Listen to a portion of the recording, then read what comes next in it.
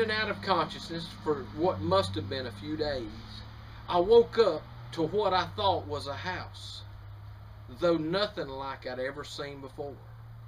There were 6 or 8 of the creatures, and they were tending to me steadily. They were all covered in hair, mostly brown, but different shades. Some of them were bigger than others. Some of y'all might think I'm crazy. I was in the house of Bigfoot. All I know for sure is that I woke up and was in their house, pen, or whatever you want to call it. They had a couple of lamps sitting around with a beautiful glow. They put out enough light to see very well with no outside light coming in. The bear trap was off my leg. My leg felt kind of funny. When I saw it for the first time on their hard concrete looking floor, I gasped. All the attention was on me as I looked a little more. My breeches were cut off at the knee. They had black mud packed all the way around my leg. As I got my senses back, I figured out there was only 2 of the creatures that were taking care of me. There was Big Ma, that's what I called her, and a young male about 3/4 grown that I called Brown. He was the one that had rescued me and brought me to their house. Bigfoot. The name doesn't even come close to explaining the vast knowledge and understanding they have. Their houses were constructed similar to a beaver dam, but on a much more of a grander scale, with several connecting rooms. The floors were structured and supported by juniper logs for strength and flotation. Next, the logs are covered with a mixture of twigs, sap, and clay to make what I want to call a swampcrete floor. Each room has a ceiling also plastered with this swampcrete. The ceiling was tied right into the floor in each room using the swampcrete like spackling. Part of the home is situated out over the edge of the beaver pond. There are several trapdoor entrances and openings through the hollow trees all over the top of the house. The house was built around trees that acted as an anchor to keep it from drifting around. When the water would rise, so would the house. It was genius, interesting, because what made it functional disguised it as well. When the house floated up, it appeared to be one of the high water knolls on the river. It was covered with leaves and small vegetation. You'd never know that there was a Bigfoot cavern home up underneath you if you was on one of them ridges. These creatures are smarter than I originally thought. As I sat there watching while my leg was healing, I began to be aware of what was going on. The menu consisted of dried meats, herbs, nuts, raw vegetables, and even some things I have no clue about. They were very organized, clean, with all types of herbs, and dried them and stored them in swampcrete pots. Unlike civilized pottery, swampcrete will not break, even when dropped. Many of the swampcrete pots had ointments made of natural minerals and plants out of the river swamp. Big Ma herself took care of my snake bite. She drained it and doctored it every day. I don't even know what she mixed in the mud, but it was some stinking stuff. I worked through whatever it was. I didn't even have to hold my nose, but in normal cases you'd have to hold it. While she was working on me, Big Brown stared. He watched every move I made and listened to every word I said. It was as if he wanted to learn what I was saying, because I talked to them all the time. Of course, they never talked back, but at least they didn't complain. Well, the others paid me no mind. I figured if they could talk, those would have told me to hush. After my snake bite healed, Big Ma and Brown snatched and pulled my broke bones and set them back upright. I didn't cry out, but the tears were pouring down my face. When Big Ma saw that Bigfoot that she was, she showed compassion when she wiped the tears off my face.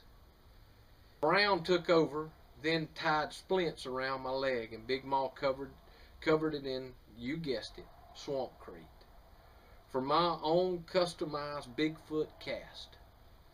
The swampcrete was a true medical marvel in the wilderness. At this point, I was able to hobble around. They gave me free run of their home. I was always taught to respect someone else's home and acted accordingly. Even the others were beginning to warm up to me. I finally got to go out of the house with Brown. With the direction of hand signals and a type of sign language, he led me to shaded areas and showed me why we don't see them any more than we do. Wow! Once in the shade, the shadows of the dark, the Bigfoot disappear. As I write this, words will not and cannot do justice to the real, amazing cloaking, camouflage abilities they have. I had a paper in school about polar bears. You ask, what does this have to do with Bigfoot? The polar bear's hair is not white. It's transparent. It's white because of the reflection of the snow and ice and the skin tone underneath. The Bigfoot also has transparent hair, but with an added ability. The difference is the Bigfoot has a chameleon ability to blend into their surroundings. Just like the lizard, they can use the color of their hair to match their environment. Unless you can catch them in direct sunlight, you'll never know they are there. Brown, my newfound friend, even smiled when he saw how impressed I was with his camouflage ability. In the full 3 months that I stayed with this tribe of Bigfoot, I saw many amazing things. I remember one time, the biggest Bigfoot, I just finally called him Hulk. I got to see what the trapdoors were all about. Hulk stood under it, reached through, and one swoop pulled down through the ceiling a huge 10-point buck. He barehandedly broke the neck with ease. He was so an impressive hunter. Even though he didn't know what I was saying, he knew I was bragging on him. He even got to strutting around, you know how a feller will do when he's right proud of himself. I studied everything that I did the first month with a kind of weary eye.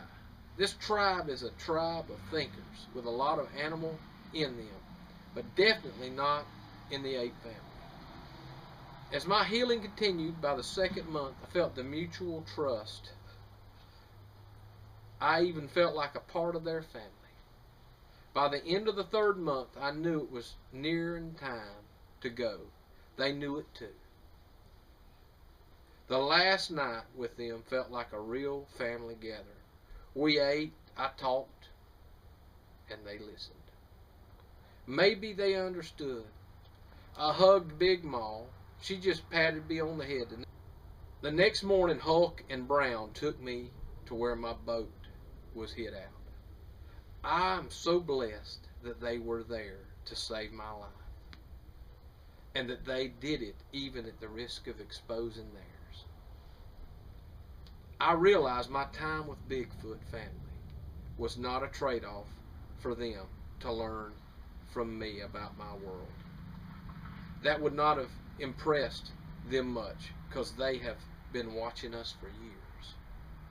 I do hope they saw something in me that would help them realize that not all of us are bad. I go back from time to time and wonder if they know the sound of my walk. Am I walking across one of their rooms? I realize even now that there is Bigfoot among us in the woods and in the river swamps. The 3 months I spent with Bigfoot changed the way I look at things. They saved my life when they didn't have to, and educated me on the fact that there is no place for laziness. Everyone plays a part and has a job to do. I will have to say, when I got back home, my mama was relieved and peeved to see me. It is possible for someone to be both at the same time. I just told her I was with a Bigfoot family camping out in the river swamp. Of course, she didn't believe me, and I don't suppose you do either.